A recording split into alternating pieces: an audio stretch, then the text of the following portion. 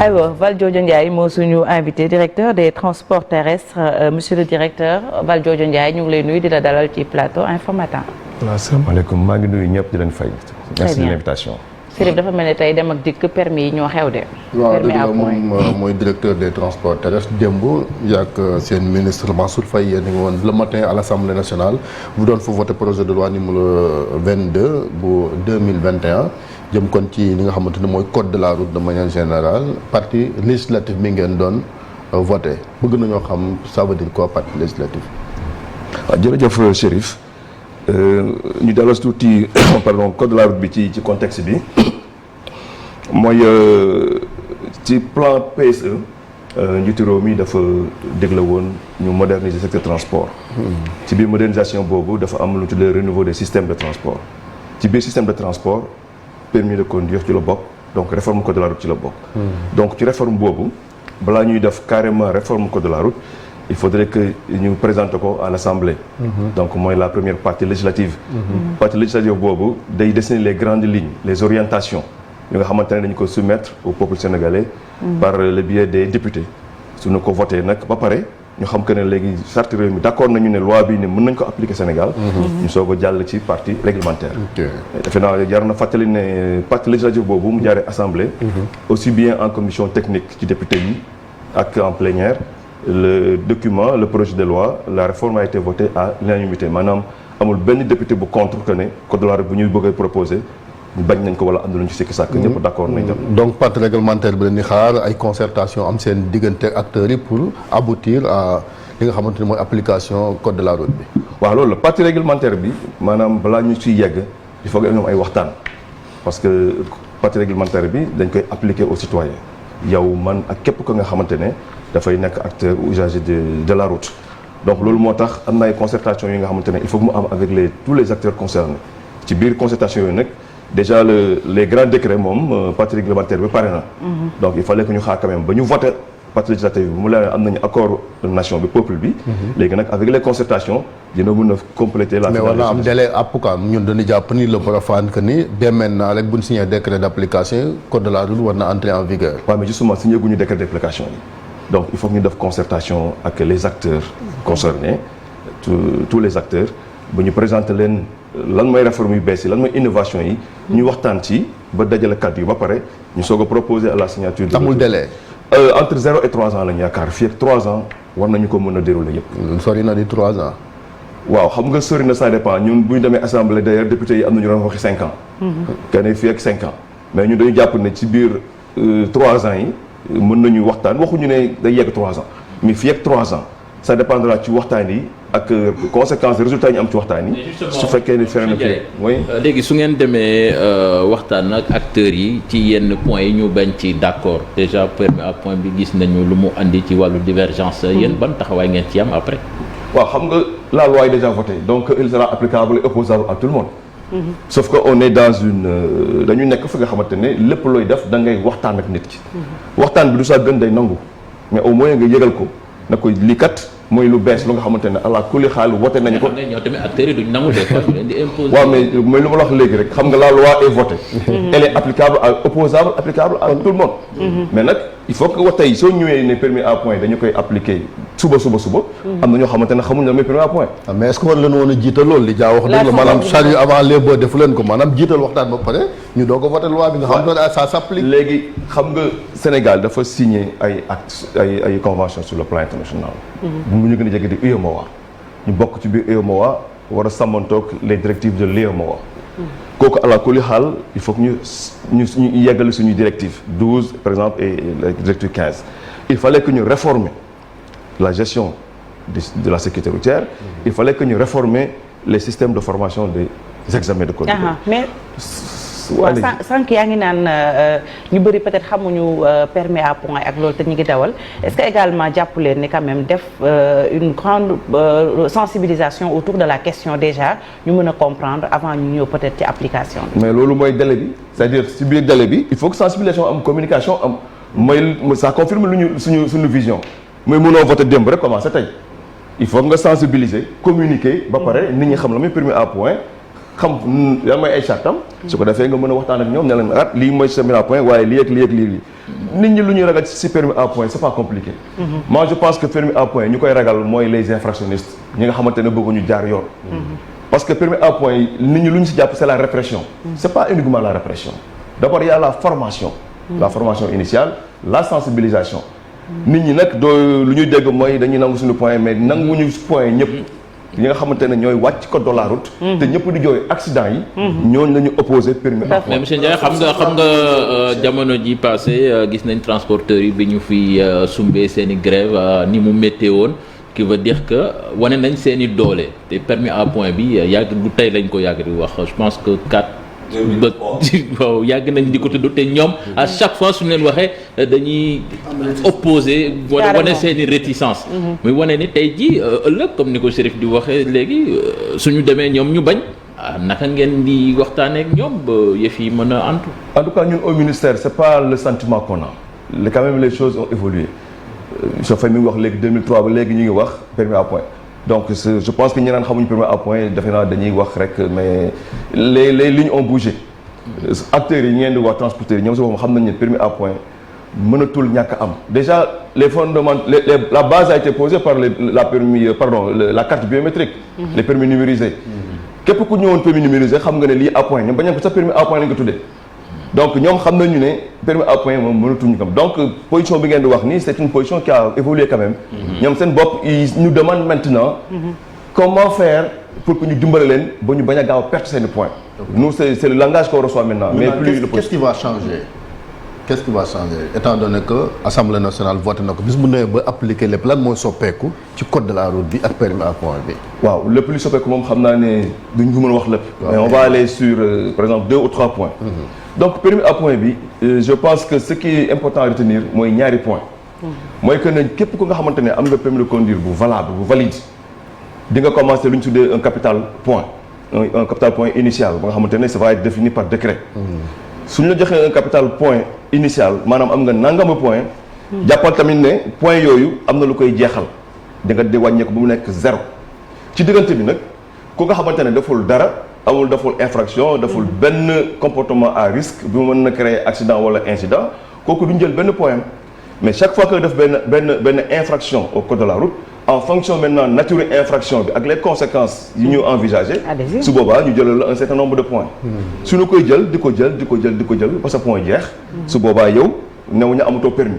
waaye dañu ne doo dawal balaa ngaa dawal di nga ñëw def nag formation à la sensibilisation et à la sécurité routière ñu xool yow yan rëq-rëq nga doon def ak lenn toj nga yàgg a def ba sa permis jeex ñu formé la ci fànn boobu noonu. am ngeen moyen contrôler ak ñan ñoo koy contrôler. moyen contrôler. maanaam points yi maanaam bés bu ne ba xam ne kii def na infraction kay wàññi points yi yàgg yu ni mel. waaw yooyu c'est déjà fait yooyu yëpp am nañ ko c'est soo xoolee permis de conduire bi am na ci biir lu bëri yoo xamante ne le citoyen lambda mënu ko xam mais ci biir permis de conduire bi am na benn carte à puce bi nga xamante ne y a des lecteurs yoo xamante ne sont déjà disponibles au niveau de la direction du ministère. pour les forces de sécurité de défense police gendarmerie ak les agents assermentés. Lecteur boobu noonu il suffit que nga jël permis de conduire bi nga teg ko ci lecteur bi vous avez toutes les informations nombre de points compris et ce qui va changer aussi c'est que maintenant la relation à l'infraction et à la sanction est devenue automatisée pour certaines infractions maanaam l'infraction yenn infraction yi da nga koy fay les cash sanction automatisée lu mel ni par exemple suñu bu njëkk ba mënoon nga def excès de vitesse policier bi wala gendarme ba arrêté la mais nga nekk fi di werante da ngay daw 100 daw ma 190 daw mais léegi avec les radars dañ la koy flasher à 1 kilomètre immédiatement soo ñëwee photographe la lay tegal wan la fi nga tolloon vitesse bi nga daw loolu kenn mënatu ko vérifier. waaw directeur est-ce que léegi valoriser ngeen points yi parce que Europe justement wala feneen ci dëkk ci développé yi seen points yoo xamante ni lañ koy retirer dafa am valorisation boo xamante ni moom la ñuy teg mooy amende yi wala sanction financière yu ñuy teg automobile est-ce que fii dañ ko valoriser parce que en Europe c'est une véritable manne pour le trésor est-ce que fii valoriser ngeen ko ba nga xam points yi boo defee lii ak lii ak lii ak lii ñaata ngay fay. voilà merci monsieur Faye loolu nag moo waral discussion yi loolu moo tax il faut que ñu jël un temps de discussion de 0 à 3 ans pour que ñu mun a xam acteurs yëpp d'accord si que ne soo defee tant d'infraction telle infraction tel point lañ lay jël soo defee telle infraction dañuy jël sa point ba pare amende la. soo defee telle infraction dinañ jël sa point amende la am na aussi sanction pénale loolu yëpp du loo xamante ne da nga ñëw rek nga imposer ko nit ñi. mais il faut des temps de concertation pour loolu mën a am. tey directeur li tax ñu egsi ci maanaam taxawal permis à point bokk na ci jéye yu bëri yu ñuy gis ci tali bi. 644 morts la ñu évalué woon par an entre 2017 ak 2020 demoon nañu sax ba 3000 morts ci tali bi est-ce que loolu nekk na solution bu nga xam ni dina gën a discipliner dawalkat yi ba jéye yooyu mën a wàññeeku bu baax a baax. waaw xam nga solution yi bu ci wàllum sécurité routière toujours ci directive UEMOA yi Sénégal créé na agence de la sécurité routière agence nationale de la sécurité routière. donc agence boobu c'est dirigé par notre collègue l'ancien DTR. Cheikh Omar Gaye moom la ñu jox agence nationale de la sécurité routière. moom nga remplacé donc moom laa remplacé. donc tout ce qui est politique de sécurité routière ANASER moo ko yor maintenant en relation avec la direction des transports routiers. donc ci biir politique boobu noonu. y a pas uniquement comme lu ma waxee tout à l'heure le fait marquant bu nañu jàpp mooy permis à point bi nangu say point mais bien avant ça il y a la sensibilisation et la formation obligatoire maintenant à l'auto-école jéye yi ngay wax yépp yu ci bëri. c'est pas un défaut fondamental de formation mais c'est un défaut fondamental de comportement parce que y avait pas la sanction derrière. et maintenant les sanctions qu'on a yu ñu prévoir c'est des sanctions aggravantes. mel ni jéye yi nit ki ci boppam moom moo ci ëpp responsabilité que qualité tali bi wala qualité waruwaay bi. non mais c'est clair que ñun ñëpp d'accord nañu ne comportement humain bi la à 92% la responsabilité humaine est engagée nit da nga gis ko oto bu bees tàkk. ñëw fekk feu rouge bi tàkk mu jàll ko dem kooku mënoo wax que ne infrastructure la. sauf directeur infrastructure aussi des fois. ci parce que boo xoolee directeur problème yi mooy que bu ñu xoolee ci biir dëkk bi fépp ñuy dugg. séparateurs yi fii rek la autoroute à péage la taxaw. séparateurs yi mais ci biir dëkk bi yëpp amatul séparateur. donc c'est bien ci dëkk développé dañu teg permis à point mais dañu commencer d'abord par infrastructure yi nationaliser ko. géographiquement ñu teg la door a indi permis à point yi. alors que fii boo demee yenn gox yi. benn voie rek la tali bi xat ñaari sens yi oto yi mën a daje. accident yi day gën a bëri. xam nga modernisation au secteur transport bu ñu inscrire ci PSE nga xamante ne moom mooy le document référentiel. de planification politique et sociale. tey xëy na maa fi nekk di wax mbiru permis à point parce que c'est sama mission la mais AGEROUTE ñu ngi am seen ñoom it politique bu ñuy développer ba nga xamante ne tout ça rentre dans le renouveau des systèmes de transport. la direction des routes par exemple y a code de la route jàll na démb la loi SEDUT jàll na démb mais la direction des routes mi ngi prévoir le code de la voirie le code de la voirie dina jël en charge toutes ces préoccupations là.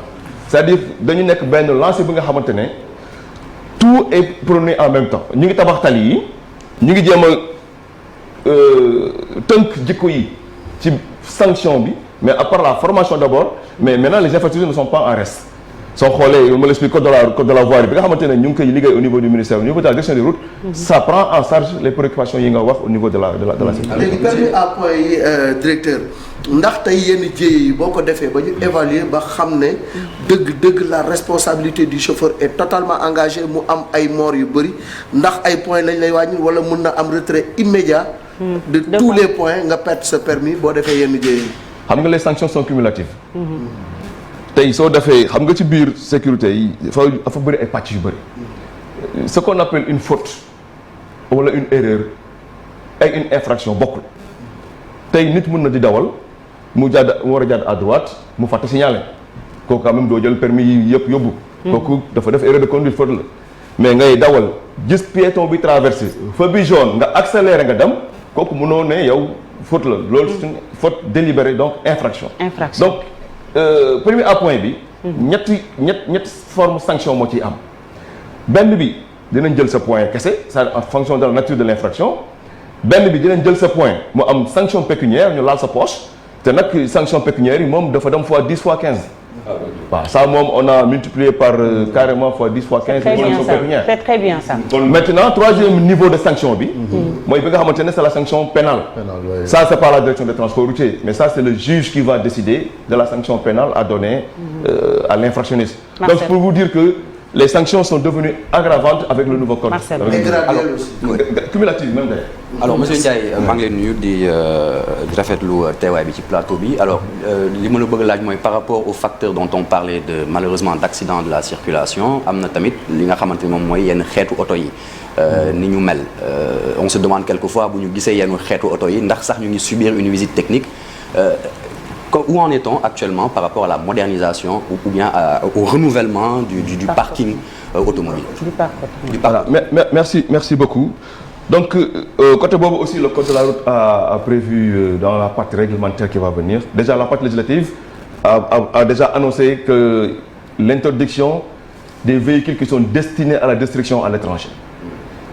Là aussi il faut que ñu préciser ko waxuñu pièces détachées oto dañu ne oto bi nga xamante ne réew mu jógee dañu ne mënatu fa daw kenn mënatu ko importer Sénégal. Ça c'est une nouvelle disposition boo xamante ne mu ngi soog a dugg ci code de la route bu bees.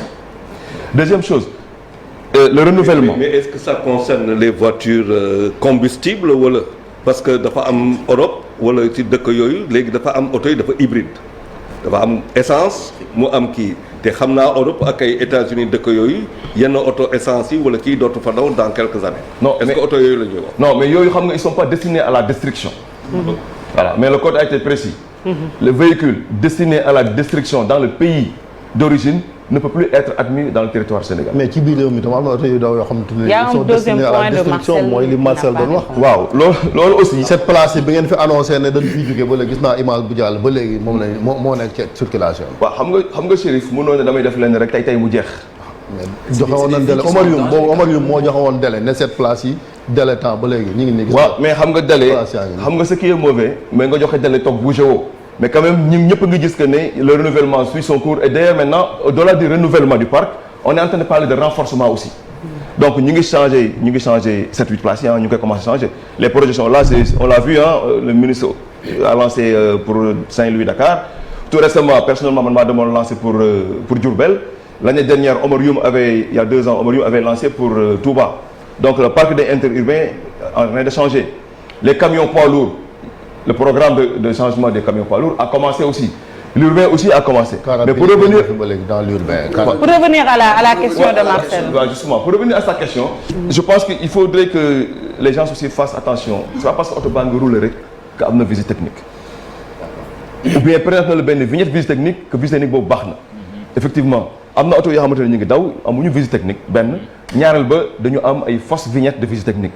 Loolu yëpp avec le matériel, le lecteur qu'on a mis en place, ça permettra aux forces de sécurité et de défense de vérifier immédiatement est-ce que kii lu ma la jox baax na wala baaxul sinon da ngay immobiliser bind courrier téléphone pour xam. mais par rapport ak cette place yi ngay wax yi ñu bëgg a changer est-ce que du jëlaat encore temps pour ñu matérialiser ko parce que on se rappelle que ba ñuy indi par exemple les véhicules Tata les minibus Tata on se disait que c'était pour fexe ba petit à petit car rapide yeeg Ndiaga Ndiaye yi ñu jógee fii.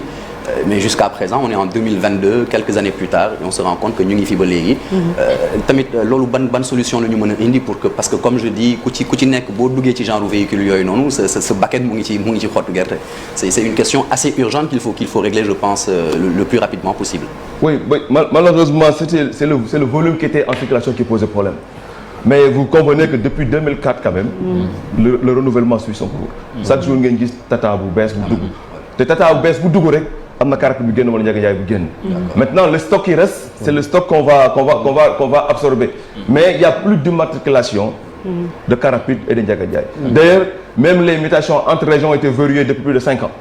C'est-à-dire mënatoo jógee Dakar dem fenn. L'objectif c'était que d'aller bloquer à Dakar. ku ñëw contrôle technique mënoo daw dootoo am contrôle technique. Donc voilà monsieur Ndiaye damay dellu si ci benn préoccupation bu Charles doon wax léegi xam nga su ngeen dugalee permis à point bi vous allez mettre les transporteurs devant leur responsabilité mais yéen tamit au niveau de l'État est-ce que tali bu war a am ligne continue di ngeen ko tracer fu passage courte war a am di ngeen ko def fu feu de signalisation war a am di ngeen ko def yéen tamit. C'est ce que je viens de dire c'est en fait c'est multisectoriel c'est pas uniquement la direction des transports qui fait tout ce travail là. Donc AGEROUTE c'est le même ministère Ouais non en fait c'est pour vous dire que on est en train de parler de permis de conduire mais ce qu'il dit ça rentre dans le nouveau du système. AGEROUTE a développé ses politiques le fonds d'entier routier le fait la même chose je viens de dire que le code de la voirie va déterminer tout cela. Mais les lignes continues sont en train d'être tracées. Les feux seront pris en charge par la direction des transports et le CETUD. Et l'ANASER va prendre une partie des actions. Donc pour vous dire que c'est le point de départ sur lequel maintenant le renouveau pourrait se faire, c'est la légalité, la loi qui doit être votée. Autrement, on n'avait pas l'outil juridique pour pouvoir développer tout ce qu'on veut. Mais particulier parce que bu ñu wax dañuy jàpp transporteur yi mais transport bu nga xam particulier ndax Fatim yi dem mu ngi ma doon yóbbu ci benn xew su ma doon noté xam naa dina naa ak 10 points ndax na mu doon doxal man lay waxal mais dañu ñëw même ci auto école yi aussi est-ce que yéen a ngi ci bàyyi xel ko code de la route aussi bàyyi xel particulier yi parce que des fois aussi nga gis njombe yoo xamante du ay transport en commun ñoo koy def. Ouais, mais justement ñun je pense que il y a aucun officiel du ministère qui pointe du doigt uniquement les transporteurs. Nous on parle de conducteurs, d'usagers. Auto-école effectivement c'est la directive 15 ans. Donc les auto-écoles seront vraiment réformées, rématriculées pour qu'il y ait une nouvelle cartographie des auto-écoles. Donc actuellement on a 146 auto-écoles répertoriées, mais c'est pas toutes les 146 qui sont opérationnelles. war ngay ne itam parce que buñ ko dem recevoir nañ fii ñoom sa gendarmerie fi mu toll mi ngi immobiliser seeni oto ñoom sax ils reconnaissent qu'ils sont dans l'irrégularité gis naa démb le gouverneur de Dakar recevoir leen fan la situation bi dal ñoom est-ce que di ngeen leen dugal ci circuit bi ñuy respecter am ay licence comme yeneen gars yi wala. waaw xam nga le problème des war gaynde c'est un problème bu nga xam ne même ñun sax ko c'est-à-dire un irrégulier qui réclame ses droits. Un clandestin qui réclame ses droits, ça pose problème aussi. Parce que à côté de la loi est là. Le règlement est là. Les dispositifs réglementaires sont là. C'est pas fermé, c'est ouvert à tout citoyen. ci wolof. waaw donc dama ne quelqu'un ki nga xamante ne. dañ na ko yow amoo droit def lii. muy ñëw di kaas. ne man lii aw ma droit def ko waaye dama bëgg ngeen bàyyi ma def ko. mais état bi fermer les yeux ba affaire bi jéggi dayoo tamit. xam nga ci responsabilité bu ne yow yaa wax léegi ngeen ne gendarmerie téye na leen. donc l'État n'a pas fermé les yeux. Un clandestin par définition. bu gën a tuuti ak bu gën a rëy ñaata la. lan bi contravention yi. waaw pour l'instant je pense que ñu bàyyi autorité bu mag bi si ñëwee mu wax ci quoi je pense qu'il y a le Marcel, ministre qui est beaucoup plus habilité à parler de ça. yow wax ngay ne nekk nañ dans l'irrégularité mais nee nañ dañu bëgg nekk dans la régularité. mais buntu bu ñu fëgg ñu tëjal leen ko kenn woowu leen nee nañu luñ leen fayloo mën nañ ko fay mais nañ leen bàyyi ñu bokk ci liggéey bi. xam nga liggéey bi c'est pas compliqué dañu ne. pour nga def transport ñëwal nga déposer am agrément soo amee agrément nga dem déposer licence. nga remplir ay conditions mais war gaynde remplir ñu conditions yooyu ñun on les a reçus lu ñu leen wax dañu ne su ngeen bëggee dugg dans le circuit légal et officiel da ngeen di def lu nga xamante ne ñeneen ñi la ñoo légal et officiel def ko. Très bien. donc nag sinon li ngeen lu ñu bëgg suñu ko defee yéen a may woowaat ne ma l'État est faible. Très bien. Dernière question très rapidement ak Marcel ñu yëkkati jotaay. Paradoxe bi ñuy remarqué tamit mooy ce qu'on appelle les véhicules clando. Ils sont clandestins donc mais ils continuent de rouler dans la capitale lan la ñu mën a def pour ñooñu quand même ñi nga xamante ne ñu ngi xëy chaque jour di dimbali quand même population yi tamit ci wàllu transport pour régulariser tamit secteur boobu noonu. waaw xam nga clando yi moom depuis yàgg y a des projets pour andi de nouveaux modèles de clando donc ñu ne les taxis de proximité il y avait des expériences yu amoon Rufisque Keur Massar les taxis jaunes Kadiamor là donc yooyu yëpp ñu ngi ci le CETUD particulièrement ñu ngi liggéey ñun on les a reçus. Le ministre de tutelle a donné des instructions à M. Mansour Faye pour que dans les plus brefs délais qu'on trouve un mécanisme de financement. D'ailleurs, par le fonds, il y a un fonds spécial, le FDTT, qui est là. Directeur, comment va-t-on financer des voitures de clando yoo xamante ne ñu ngi en fin de cycle après 35 ans de conduite. Quand on dit financement, c'est renouvelé. Mais quelle voiture? Non, xanaa doo jël voiture 10 millions wala 15 millions da koy def clando wala. Non, xam nga clando, c'est pas uniquement le véhicule. Le clando, c'est pas uniquement le véhicule, c'est l'activité. C'est très bien. C'est l'activité qui est clandestine, mais pas. Oui, mais dañuy constater jàpp leen ci boobu bala mu ma leen dagg de. mais on parle de modernisation. waxtu bi jot na. waaw mais clando yi ñuy gis. xam nga lu ñuy wax taxi de proximité yooyu. C'est-à-dire les clandos, c'est des voitures qui ont quand même 45 ans, 30 ans, 25 ans. mais monsieur Faye loolu moo tax nag ñu ne la véhicule de 40 ans boobu la génn ci circuit bi. nga andi ko andi bu bees. jaar ci fond bi ñu. ba pare def clando. non mais en ce moment là du nekk clando parce que en ce moment là day dugg dans un circuit officiel. aywa très mais bien dootoo def 100 francs le transport. Charles fi du jàkkaarloo de dañoo war a yëkkati suñu jotaay bi. lii tamit suñu wax lii maa jàpp la. non tu t'en prends à Charles maintenant. Charles il est avec moom il est avec Der Bouba ak voilà moom il est avec il est avec sa team quoi. non, Malick exact. Abdoulaye Der pardon Malick damaa juum dama foogoon ne waa jàkkaarloo laa toogal. insoutenable invasion de la cité Faysal par les garages clando boobu tamit waa cité Faysal nee nañ ñu dimbali leen. Der buuba yóbbante la woon yóbbante la woon. Der buuba pardon damaa juum Malick Thiandoum mooy beneen problématique boo xam ne est-ce que sóoraale ngeen leen Jakarta yi. oui non Jakarta circuler Dakar comme si aussi c'est Birima oui xam nga le problème de Jakarta Mais nekkul réglé tey yow man su ma neexee ma jël sama moto di dem di liggéey nga ne ma yóbbaale la. très bien. comment naka la ñu mën a différence entre yow mi nga xamante ne sa moto laa jël. di liggéey TFM ñu bokk service nga ne ma yóbbaale la mu tegal sama ginnaaw ak nga xamante ne day ñëw tax ci bopp koñ bi gis kenn di liggéey mu fayloo ko ci ginnaaw c'est pas facile à gérer.